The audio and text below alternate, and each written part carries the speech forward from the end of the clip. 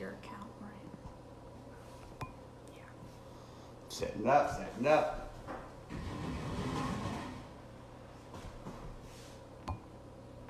Do you want me to start going live? Sure.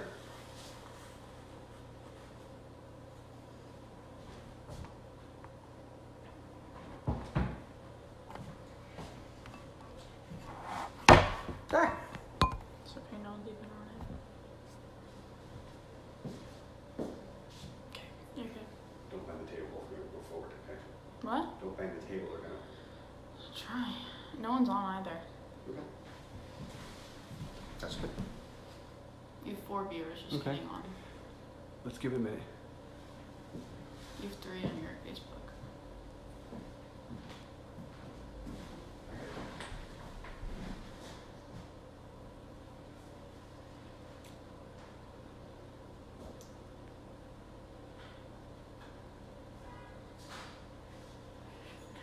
Yeah, he's taking his time. I'm giving this something to watch while you're done. You don't have to, just let them watch the glass. Why? Because that's like, it's like waiting for the band to come out. Well, I'm the pre-show. They can hear you, by the way, Dad. Dad! La la la la la la la.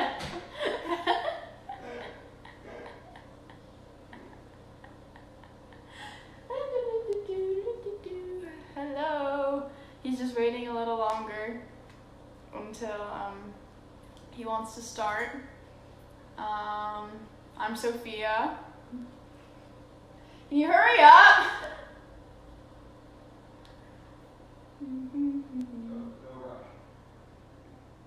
Okay, but you people just looking at me.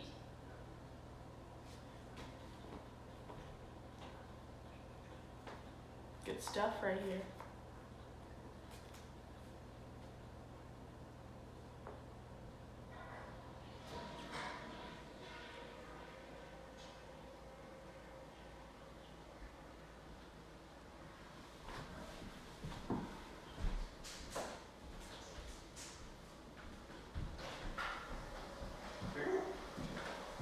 Someone called and say I finished what I did, but I don't. I don't know. Hi, everybody. I'm running a little bit behind you. And I have bread in the oven. This is not very professional. This angle sucks. You suck.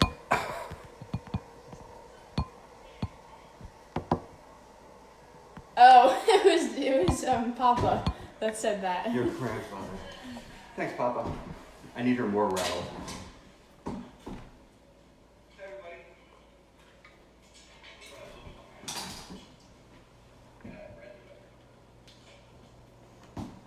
How are we looking?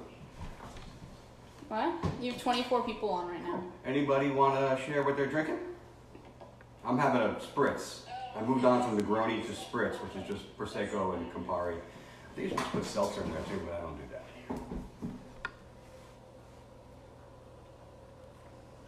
We're going to begin in about 2 minutes.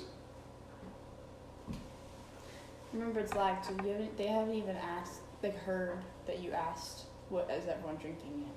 How long was the lag? Every week had this lag issue. It just asked. Okay.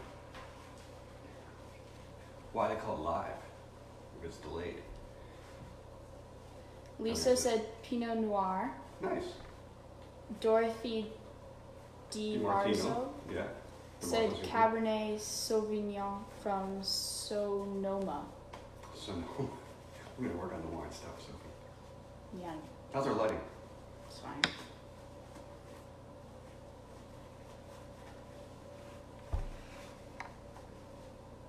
Amy's drinking tea tonight. What? Is that code?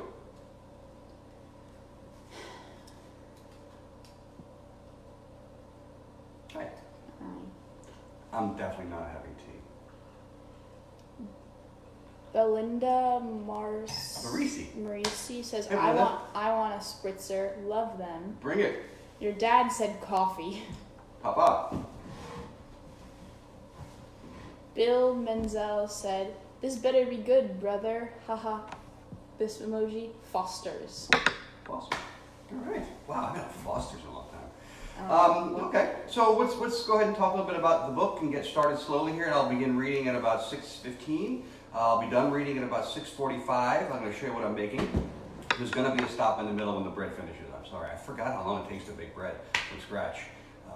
And I just got it into the oven. So when the timer goes off, I will pause and remove the bread, and then I'll continue. But we'll be done with the reading about 6:45, and then we'll cover a few more things, and I'll let you go have dinner. Thank you for coming once again to La Cucina Cotto. We are here for the third installment in our series of food and wine passages from Cucina Tipica, an Italian adventure. Buona Pasqua, everyone. Happy Easter to you and your families. My family is here. Pam is upstairs with the two happiest dogs in the world. Julian is downstairs gaming his brains out. And Sophie's with me. Feeling a little bit forlorn here today. Today she just found out she's probably not going back to school at all this year. She's a senior. She's a little bit grumpy. But come say hi anyway, Soph. Got knocked at the table. Okay, ask. Sorry. She said hi. Everybody said there's some good wishes and some cheer. She's feeling a little bit glum. I'll give you a sip of spritz. Okay. That help? Yes. All right, we'll make you one later too. Mm-hmm. That girl. So if you haven't joined us before, welcome for the first time. If you've been here before already, you know how this goes. I will try to provide it as just enough context as possible to get what's going on in the book. I'm reading passages that are related to food and wine, which in this case, you are able to follow the narrative. Thank you. Can you cut that delay? You are able to follow the narrative because the food and wine functions predominantly in the story itself. The story is about a disheartened American named Jacoby Pines who arrives in Italy on holiday with his travel writer fiance, and Jacoby realizes once he arrives that he doesn't want to leave. He wants to stay in Italy forever. The reasons he wants to stay are that he loves food and wine. He has a tremendous palate, and food and wine provide him much pleasure in life, and particularly at this time in his life when he's feeling so down.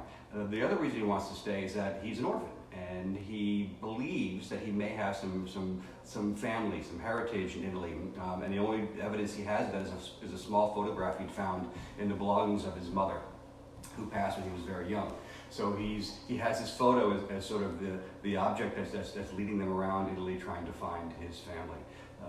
The book, where we left off last time, was that Claire, Jacoby's fiance, is a travel writer. And she's doing excursions throughout Italy during the course of the book, especially in the beginning when they first arrive. He accompanies her on one. It ends very badly with a fight and an escape. He then is asked for the second excursion not to tag along. And Claire takes her English cousin Dolores with her instead. And Jacoby's left then with that opportunity to go try and find some information out about the photograph he has. It is loosely, he believes, located, the setting of the photograph is in the hills south of Florence, and he's trying to find anyone in the town who might know anything about this photograph of the family whose name is on the back of it. He goes on, he meets an expat named Bill, and they go on this sort of 24-hour romp through the countryside, then into the city of Florence, where they pick up a third member of their little squad, a travel museum tour guide named Helen, who's an Australian and English expat. And they spend this really wild night sort of searching around Florence, trying to find the location of where this the matriarch of the family might be, who they discovered is hidden somewhere in Florence, in a villa in Florence, in the city proper. They fail. They have a great night, but they don't find anything. So Jacoby returns home to the renovated bar where they lived in the hills, south of the city, and just as Claire is coming home from her second excursion, along without him, she comes home. He brings him a giant steak that she bought him as a gift, and then she breaks off their engagement and decides that she needs to go back to New York. She can't, she knows that he would love Italy, but that she doesn't love Italy more than as a tourist for a few weeks. So she breaks off their engagement and walks out of the barn. Jacoby is obviously quite distressed by this, but he decides that he's going to give it one last shot. He's got a couple weeks left to stay in Italy if he can't find any means of staying there, and he decides to just give it his best. And by his best, it's not like Rocky making the big comeback where he's like guzzling eggs and chasing chickens and running upstairs. It's just him walking around trying to eat good meals and talk to people who might be able to help him. So the first scene from today my glasses are crooked, is Jacoby going down into the village. Right? This is where Bill lives. He's going to go check on Bill and see if he can maybe jumpstart some of their adventure.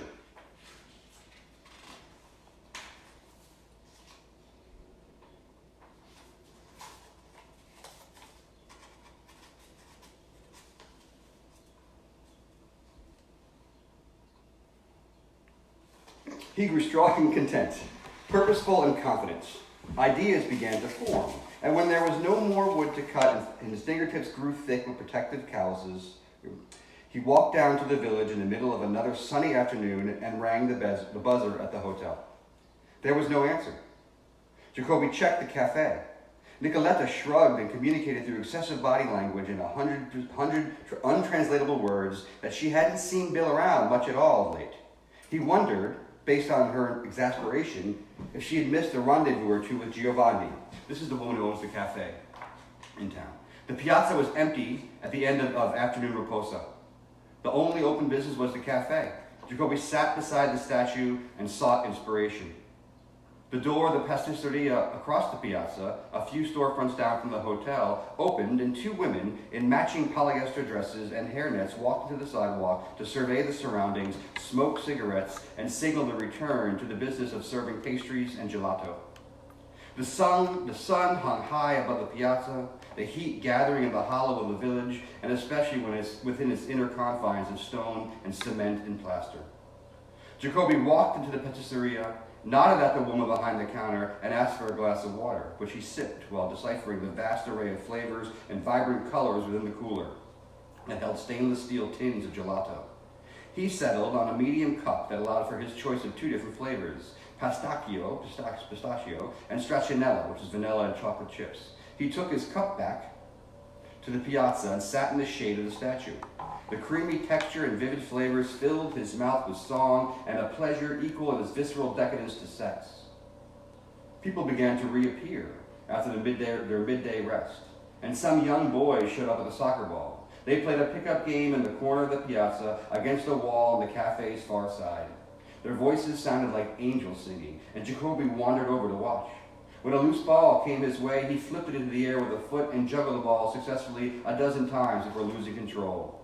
The boys cheered, "Bravo!" and Jacoby joined them in a pickup game, astonished at their ball skills and passing and elusiveness. This was their sport, and they pretty much ran circles around him. Nicoletta came out of the side door to smoke a cigarette and watch him. She sat at a small table tucked against the wall of the cafe, assessed Jacoby's skills with a smirk of mild admiration before calling them all inside, where she poured the boys regular-sized glasses of water and playfully gave Jacoby a carafeful, which she adorned with a straw. They all laughed as Jacoby sucked in some much-needed hydration. After the break, they played some more until shadows covered their small annex of the piazza and a savory aroma arrived on the breeze brought by dusk. A female voice bellowed, and the boys stopped playing instantly. They waved goodbye to Jacoby and ran away. Jacoby returned to the cafe to wash up and take more water. There were a few customers in the back, lingering over newspapers.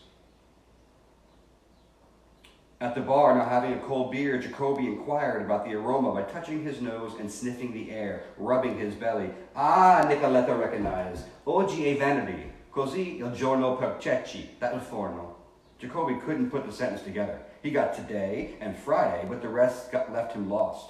Though the words were somewhat familiar. Il forno, she said, pointing to the road out of the piazza. Il posto per pane. She grabbed a roll of ciabatta bread from under the counter and held it up. Pane. Oh, see, Jacoby said. Pane, bread, capisco. He understood.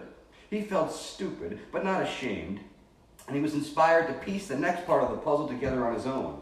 He recalled signs above shops marked forno, and matched it with Paolo's reference to his outdoor oven using the same name. Bakery, he said. Il forno è il posto per pane. The bakery is the place for bread. Bravo, Nicoletta said with a hint of sarcasm at his ability to recognize a bakery as a place for bread. She smiled, which encouraged Jacoby to continue. Ma, che cosa c'è?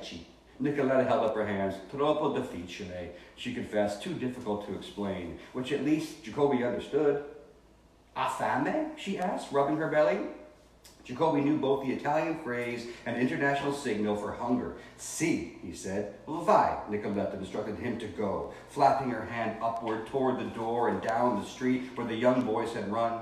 Segue to il naso, she said, touching her nose. Jacoby smiled and followed his nose toward a savory smell which grew stronger as he left the piazza and walked a one-lane road over a bridge that spanned one of the many narrow creeks that rippled down from the hills and eventually fed into the river Arno. A small line extended out the door of an ancient storefront. Jacoby stood behind a woman in her 80s, dressed impeccably and holding a designer handbag across her bosom. She gave Jacoby a strange look. Locals soon lined up behind him. The blinds were drawn over the storefront's windows. The line moved silently forward as each patron left an aluminum tin covered in foil or a sealed ovenware dish and a paper sleeve filled with bread. Jacoby could figure out the contents of the sleeve, but the product in the tins or dishes had him puzzled and desperately curious to identify the aroma, since it was now so profound yet unidentifiable. He could feel the warmth from inside the shop, inspired by the cooking. He smelled something nutty, accompanied by smaller aspects of flavor like rosemary, other aromatics, and was it lemon? He had to know. He had to eat. Upon the doorway, Jacoby peered over the heads of old Italians, afraid to speak but desperate for knowledge. He was also so hungry, as the soccer game had kicked in a metabolism raised by the workouts at the barn. The room was sparse and shaded with a glass counter and metal baskets of bread varieties displayed in the window. Women in white hats manned the counter. A man in an apron around his waist hurried through the swinging kitchen door and back, filling orders called by the women in the white hats. It was busy, but not frantic. The women smiled kindly at the guests, but didn't chat as they might normally. This was all business, Italian style. Behind the counter, on a crude jet print, a sign in stylish font read Cecchi across the top and Venerdì across the bottom. Okay, Jacoby put it together that Friday was the day for Cecchi. All he had left to figure out was the latter. Feeling somewhat unnerved but determined, Jacoby found himself in front of a woman at the counter who looked upon him with curious eyes, as he was probably the only person she served all day who was unfamiliar. He summoned his charm and courage, clasped his hands in front of his heart, and said, "Ciao." "Ciao," the woman said back, tilting her head in expectation of more conversation. Jacoby tried to swallow through his dry mouth. "Mi dispiace. Sono americano. Che cosa Cecchi?" The woman laughed and told the whole store that they had an Americano with them who wanted to know what Cecchi was. Everyone laughed. Someone clapped him kindly on the back. The woman in front of him turned and patted him on the cheek. Jacoby looked around and registered many kind smiles. Almost everyone was older than him, most of the senior variety. He liked that. He liked older people. He held up his hand, smiled, and said, "Mi dispiace, ho fame." Everyone seemed to fall over themselves, refusing his apology and recognizing his hunger. The explanations of Cecchi came from so many sources with such enthusiasm that Jacoby could not understand it all. Finally, the man in the apron whistled and the room went silent.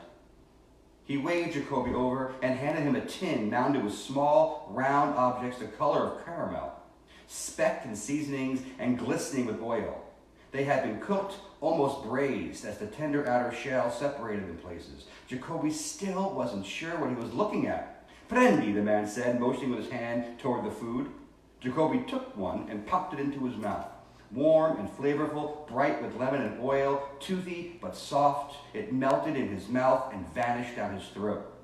"Ah!" Jacoby declared that he now knew what had lured him down the street and into the bakery. Io so," he declared with his hands raised like a true Italian. The room waited for his answer. "Chickpeas," he blurted. Everyone cheered if he had delivered news of utmost importance. Jacoby shook hands and felt touches on his arm and shoulder. The man wrapped the tin tightly in aluminum foil with pantomimed instructions to, before eating, swirl with oil and sprinkle with salt. Jacoby nodded and reached for his wallet, but the man refused payment.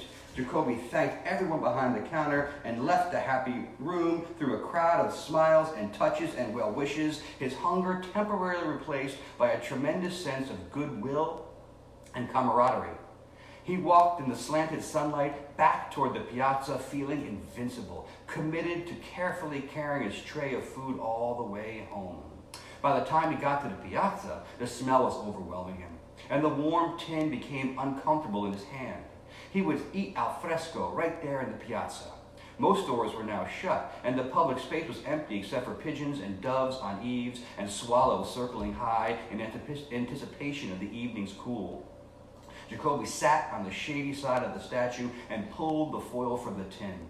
A fresh aroma arose and made the pores on his face open along with his nostrils. Using chunks of bread as a makeshift spoon, he scooped up some chickpeas and ferried them to his mouth, losing a few along the way, but relishing those that arrived. He chewed slowly, pausing to breathe, then chew again. His eyes were closed. He didn't see Nicoletta approaching with her face screwed up in disdain. "Que cosa fai?" she asked. What was he doing, her intensity belied by familiarity? Jacoby smiled and pointed at his nose and then the chickpeas. Nicoletta pinched her right fingers together and shook them in disappointment. "Bravo," she said with maximum sarcasm before changing her tone to a didactic one. "Ma, non mangia qui, come questo." Jacoby gleaned that she didn't approve of the manner in which and where he took his dinner. Italians did not eat in public spaces, and even the street food he had with Bill was taken in a manner of slight dignity, standing still, eating slowly, sipping wine. You'd never seen an Italian walking the streets, slurping down a slice of pizza or chomping on a sandwich. Jacoby got that custom, appreciated it, but didn't see much of an option at that point. A warm tin of chickpeas on his lap, and the only instrument available being a large square of what seemed like a crisp version of focaccia. What timing! Hold tight, folks.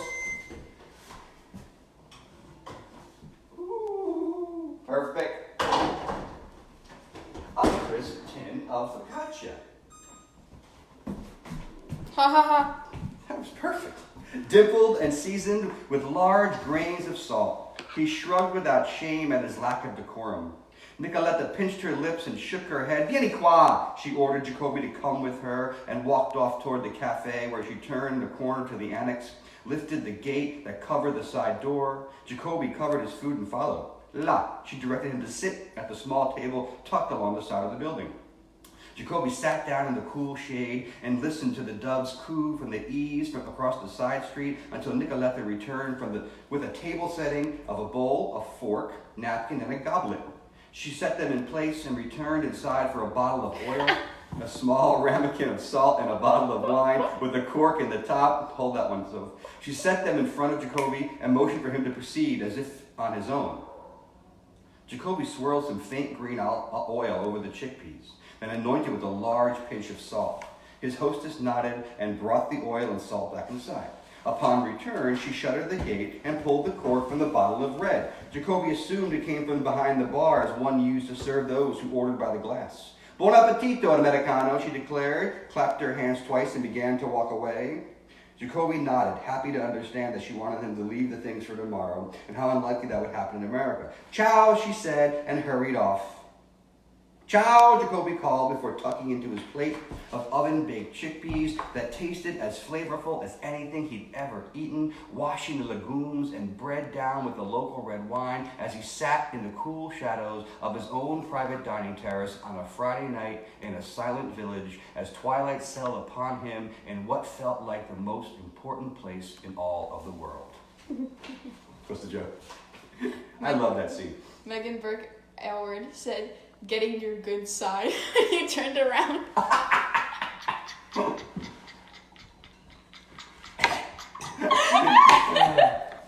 It's true. So there's that scene there.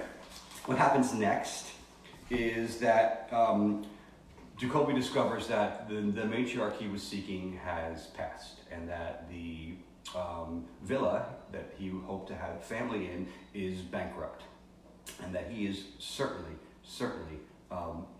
going to be going back to America sooner as opposed to later, and it just freaks him out. So he goes on a little excursion. The only thing he could think to do at the moment was to get out of the barn. He grabbed the car keys and dashed to the facade. He did not know where he was going, but he knew that he had to get the hell out of the house and into the bright world to avoid the demons that gathered in dark spaces. He had to get busy. He drove quickly into the village and parked in front of the hotel. Bill did not answer the buzzer again, which added to Jacoby's anxiety. He got back in the car and drove the other way out of town. He tried to find the Floria Zanobini estate, to take a final look, to confirm its existence, to find solace somehow, but he got lost on the twisted and wood-banked back roads. After an hour of hapless navigating, he happened on to a service road that fed into a traffic circle laden with signs for major destinations. Harried cars and commercial trucks edged a shattered Jacoby to an on-ramp of the Autostrada with signs marked for Rome. He traveled south at a high speed without any desire to enter a teeming and strange city, but the rapid escape felt good, so he continued driving in the same direction, his mind solely focused on the road ahead, both hands firmly on the steering wheel.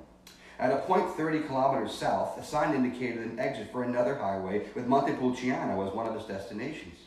Jacoby remembered the drive Helen had mentioned that she wanted to take him on, from Montepulciano to Montalcino, and Jacoby was familiar with those towns from the famous wines each produced. And there was a spectacular drive that connected them. A positive thought popped into Jacoby's head, a final encounter with the extraordinary privilege that was so everyday in Italy, the beauty of the land that produced such incredible food and wine available to all. Jacoby exited the highway and followed signs from Montepulciano. After a long and winding drive through various resorts and rustic hamlets, up and over and down and around the grape-lined hillsides, he arrived atop the high hill, home to a walled-in city. He entered on foot through a portal that once could be closed to keep out enemies. Within the walls, replete with narrow streets and more wine shops than one could visit in a year, Jacoby wandered for an hour in the ancient ambiance before finding himself back at the gate through which he had entered. He felt relaxed and took pleasure in his desire for food. A narrow road dead west out of Montepulciano had signs marked for Pienza. Once beyond the lofted auspices, the Val d'Orcia began in a swooning landscape of low hills, of yellow hay, and verdant fields. The road careened over undulating land, the breadth of the sky and light seeming endless. In the distance, ancient monasteries and farmhouses were framed in shadows and bordered by mighty cypress trees. The light seemed to shimmer as if alive, and Jacoby knew this was the part of the drive that Helen, as an artist, must have coveted. It felt surreal, as if in a painting made with manufactured colors as opposed to real ones in real life. It was so beautiful. It almost pained Jacoby. He had to stop. The lofted village of Pienza had one main corridor of enotecas, churches, gift shops, and purveyors for the local specialty pecorino cheese, where rounds of various interpretations were on ample display. In a shaded osteria at the end of town, Jacoby couldn't decide between two pastas, a plate of piqui with porcini or pappardelle with wild rabbit ragu. So he ordered both, taking the mushroom plate first, followed by the gamey second course, both washed down with separate, massive goblets of vino nobile, which he swirled and sipped with great delight. He bummed a cigarette from a country waitress and sat on the wall behind the village proper, blowing smoke at the resplendent valley that shook with quiet beauty.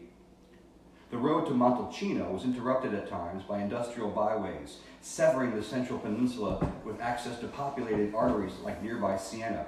But it was still a pleasure to drive and behold, full of rolling fields, broken by gullies, dotted with grazing animals, before the topography dramatically changed in the foothills near Jacoby's final destination. The steep drive up to Montalcino was spectacular and a little scary, its sharp increase in altitude tugging at Jacoby's breath, popping his ears. It felt, in some ways, like God's driveway, climbing toward the heavens on a narrow, twisting two-lane, bordered by endless vineyards on slanted hills, draped in the abundant light, which allowed this area to grow the formidable grapes that are pressed and oak-aged into Brunello de Montalcino, the indisputable granddaddy of Italian red wines. Jacoby decided to buy a case. He parked near a fortress on the edge of town outside the medieval walls, with a sign marking his history and also current status as a wine bar. Jacoby vowed to pay a visit before leaving. Within the ancient walls, he was anxious to work off his 2 plates of pasta lunch with an eye towards an afternoon snack or even an early dinner. The undulating village of quaint shops and narrow streets lent itself to exertion, and Jacoby found himself breathing heavy and sweaty around the neck by the time he walked the circumference of the quiet town. The elevation obvious in sweeping views and thin Thin air. I think about myself. Thin air. Upon the town's peak, bordered by an arbor of oak, he approached a handsome church, welcoming a small parade of locals as the bells rang 5 times. Jacoby recognized in that moment that it was Saturday, a fact previously unconsidered by him, as he'd simply lost track of the days at some point.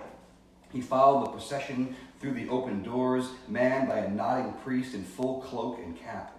Once inside, Jacoby sat alone, tucked in the shadows of the far side of the furthest pew, admiring the ornate relief at the front of the church, under lofted ceilings and stained glass dedications. Jacoby kept his head low in an attempt to seem more pious and less threatening as a young stranger poorly dressed for church. The service was in Latin, full of bellow and pageantry, smoke and chalices, worship and chant. Jacoby breathed steadily with his eyes closed and soon drifted off to sleep, chin on chest, arms crossed, fully aware of his surroundings, yet removed from reality, as he flew like a wide-winged bird over the open land that surrounded Montalcino, following the roads that split the vineyards and groves, leading to villages and farmhouses and abbeys, all dressed in yellow sunshine under a pristine blue sky. A bell clanged in the church service, and it broke Jacoby from his dream of flying. There was no one within 3 rows of him, so he slipped from the pew and through heavy curtains and out the enormous front door. The air had cooled a bit, and white light began to gather in the sky as small birds swarmed and chattered in the oaks. Feeling refreshed and uplifted, Jacoby walked back through the town as merchants and neighbors gathered on a Saturday evening. Jacoby smelled food, but he wasn't particularly hungry for dinner, so he padded past the osterias that smelled of game and aromatics and earth, back down out of the gates to the fortress beyond where he parked. Tourists wandered the courtyard beneath the massive stone walls, reading history from plaques and studying the ancient weapons of warfare. Jacoby entered into a darkened corridor that followed signs of the Enoteca, which was open and airy, full of wood and light, homage to one of the world's greatest wines on display everywhere, in still life and in real life. Jacoby sat at a counter and studied the racks of bottles, some antiques and some ready to be enjoyed, all of them from the immediate vicinity. It felt like a museum that was partially interactive. From a handsome man about his age, Jacoby ordered a plate of pecorino in 3 varieties and a goblet of 2007 Brunello from a producer called Il Poggione. He sipped and swirled the marvelous wine, deep yet floral, complex yet accessible, taking little bites of cheese, some soft and studded with tiny black truffles, or unadorned but dripped with local honey, some aged and dappled in syrupy vinegar. When it was over, Jacoby felt a thread of sadness which he hoped to dash through the purchase of a case of the very wine he just drank. The man smiled and explained in very good English that they only sold wines by the glass or single bottles at the Fortezza. But if Jacoby wanted, he could show him how to get to the producer to buy in quantity directly. "Yes, please," Jacoby said. The man smiled and walked to the room's far end. He paused in the doorway and motioned for Jacoby to follow. They took a staircase, darkened and cool, up 3 flights of stone stairs to a metal door that opened to a walkway at the top of the Fortezza's walls that overlooked splendor beyond any artist's or even photographer's ability to capture. Jacoby instantly thought in this breathtaking moment that he had indeed, after all, paid a visit to God's house. Who else could have such a view? In every direction, the countryside spread in a perfect patchwork of green fields and fields sown with red poppies, arbors of oak and birch, farmhouses marked by cypress trees and umbrella pines, rows and rows of ancient vines, shimmering olive groves, humble lanes connecting quaint villages. The light, like in all of Italy, seemed unfiltered, but particularly so here, high above the lands that were so visible, so vibrant, that one could see details on the surface of the earth from just below the clouds. They were so high in the June sky that it was chilly, but Jacoby didn't move. He was afraid that a break from his status would shatter the illusion and that all this in front of him would disappear, as if in a dream. "There's where you go," the man said, pointing down a lane that wended toward a village in the distance. "To Sant'Antimo. Follow signs for the abbey there, in the square, very small, across from Trattoria Il Pozzo. There is the business for Il Poggione. Just tell them what you would like. Tell them that Antonino sent you." "I will," Jacoby said. "Thanks." Good. So he has this miracle moment with the Brunello di Montalcino, which I'll talk a little bit more about in a minute when we finish the reading. There's one more scene that happens that evening when Jacoby returns home with his case of wine.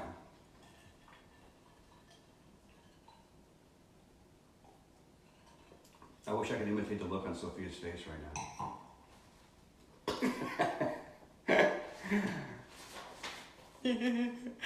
God, stop doing it. When Jacoby got home, the full moon was high and porcelain, throwing silver light on the barn and its surrounding property, like a street lamp that covered everything around. Kids could still play ball in such light. Jacoby thought as he crossed the terrace, holding a case of wine on one shoulder, the keys to the barn in the opposite hand. He worked the lock on both doors and lurched inside with the precious yet heavy weight burdening his shoulders and neck. He maneuvered the case onto the table in the front room, concealing the letter from the law firm. That's a plot point. Jacoby sat into silence on the couch, torn between thoughts of his spectacular day and a tomorrow that had no real plan or promise. He'd have to get to a bank to check his accounts, and he'd have to see a travel agent, but tomorrow was Sunday, and surely all businesses would be closed.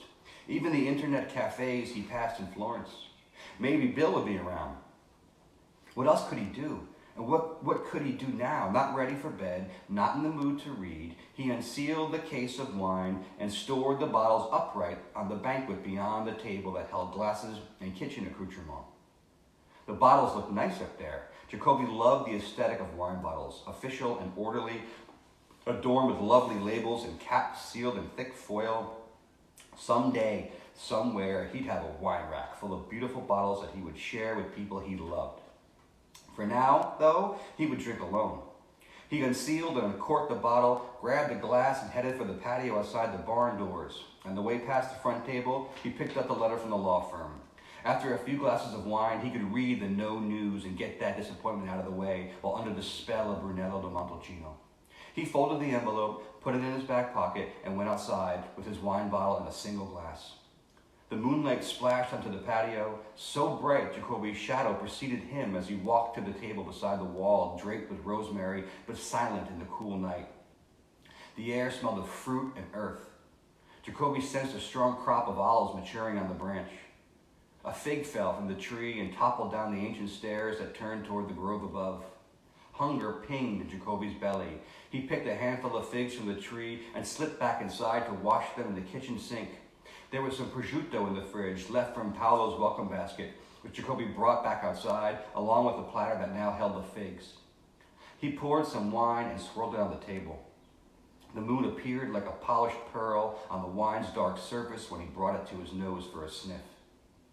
The majestic fragrance wafted out and aroused Jacoby's sense of hunger. He wrapped a fig in a prosciutto blanket and took a bite. The cured meat contained an explosion of fleshy pulp from the fig, meshing the disparate flavors in his mouth. The sweet and salty made a perfect balance and filled Jacoby with contentment and the simple pleasures he sought in life. Washing it down with Brunello di Montalcino felt like utter decadence. After the figs were gone, along with most of the bottle of wine, he lit a cigarette and blew smoke at the moon, feeling the heady wine and the nicotine in his nervous system and the pleasure it brought to his mouth.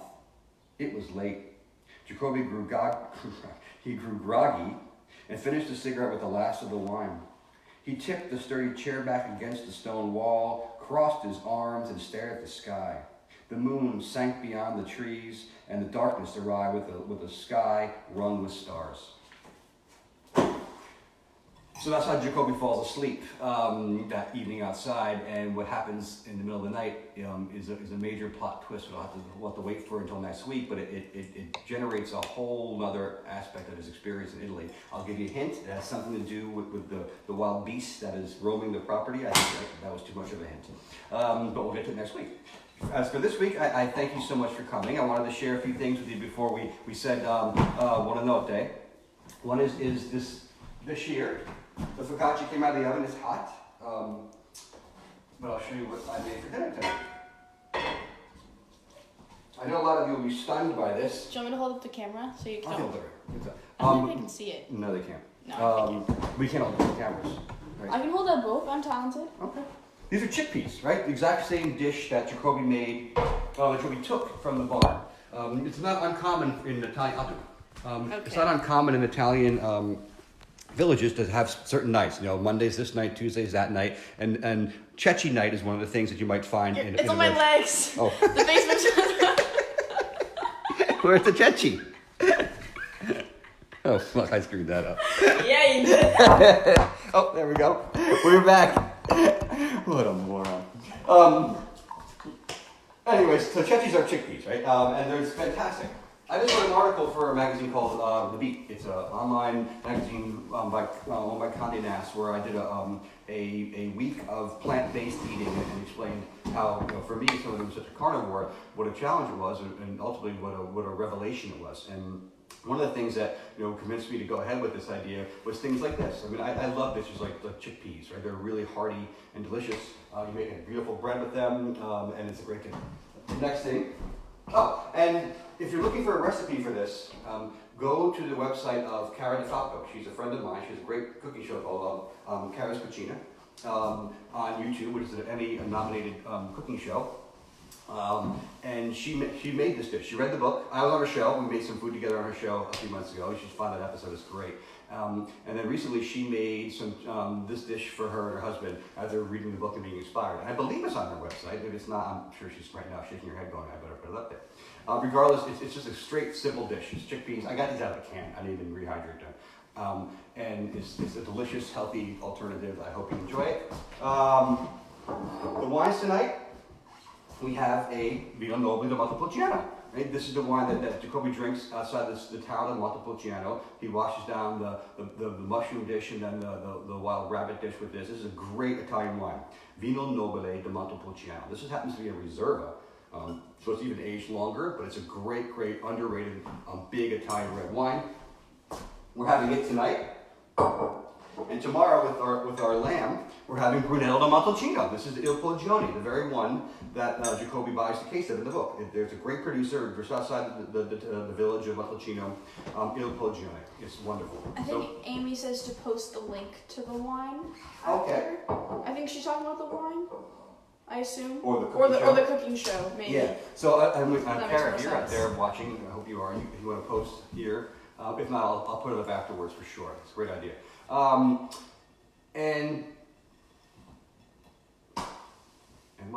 And so there we are for tonight. I want to make just a few quick announcements before we let you go. Last week I had mentioned to you all that I had some publishing news, and I forgot to mention it. What's the funny stuff? Before I let you go, you sound like a teacher. Like they can leave. Before I dismiss you, the publishing news I have to share for you is that I have a new novel coming out. It will come out this fall. It is a sequel to my second novel. My second novel is called Attleboro Blues, a Brooklyn Mystery. It's a noir.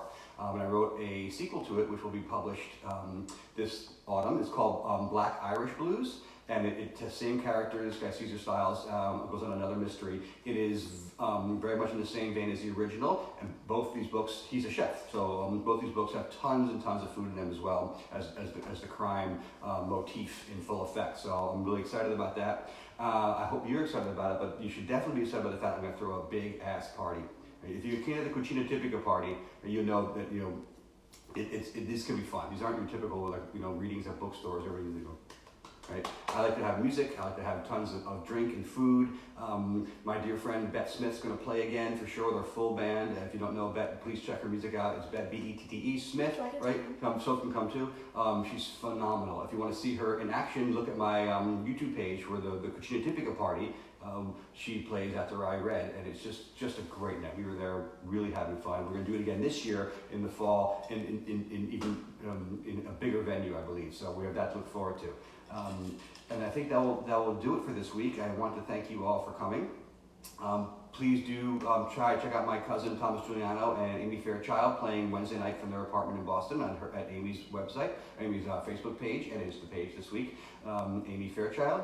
And one last note before I say goodnight is I want to wish you all a good week, of course, and a wonderful Easter you celebrate, and special cheers to my family, La Familia. I miss all of you. You'd normally be coming here tomorrow, I imagine, and we'd be having just one of the best days of the year for me.